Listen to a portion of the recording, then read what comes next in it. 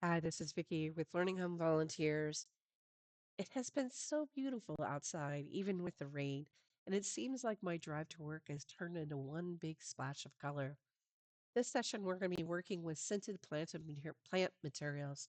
Some are flowers, some are leaves from trees, and we'd like to thank La Lavinda for helping us with the fresh items in your box. These plants should not be eaten, so please take care to keep the plants out of range of pets and small children. We know that the exploration of playing with these items is going to take some time, so please put the plants in water when they arrive to give your child enough time to explore them to their heart's contents. Now, more about the exploration later. Let's take a look at the books for this week. What a better way to start off the week with a board book which talks about a whole bunch of flowers. Our first book is called Flower Garden, and it's written by Eve Bunting. This little girl wants to make the perfect gift for her mother's birthday, so she and her father shop to build a window box to be filled with flowers. Our second book, Lola Plants a Garden, is written by Anna McQuinn. Lola is inspired by a book of poems about gardens, and she decides she wants to plant a garden. So, after a little research, of course, at the library, she sets out to plant and wait for her plants to arrive. Our last book is written by Lois Eckhart. I love that she's able to find plants in all shades of the rainbow. Some of the flowers use seeds to start, some use bulbs, but the resulting flowers are so beautiful.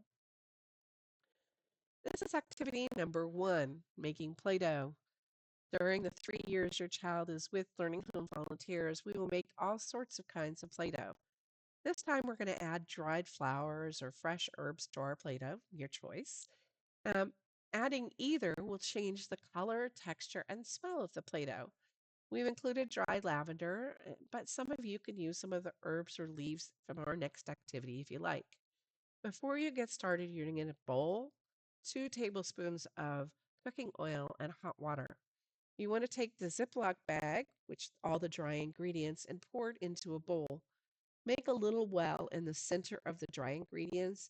Add the cooking oil into the well and the lavender or herbs, and then add the hot water a little at a time, mixing as you go. Once the dough forms a ball, go ahead and knead it to make it more smooth. If you find that the dough is too sticky, add a little flour. If it's too dry, add a little bit more water. This is activity number two, and we're so excited to be able to allow some cutting of some unusual items. We have provided rosemary and eucalyptus leaves. All of these have a scent. The oil in the leaves is released when you rub the leaves or cut into them, and we know how your little learners like to cut, so we are going to cut them.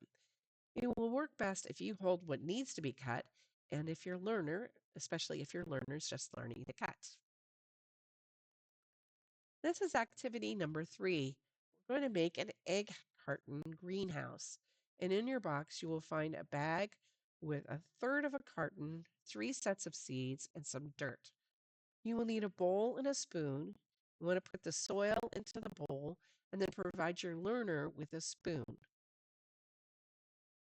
Next, you'll have the child poke a hole into the middle of the egg carton, like this one, and then this will let the hole will allow the water to drain when you water them.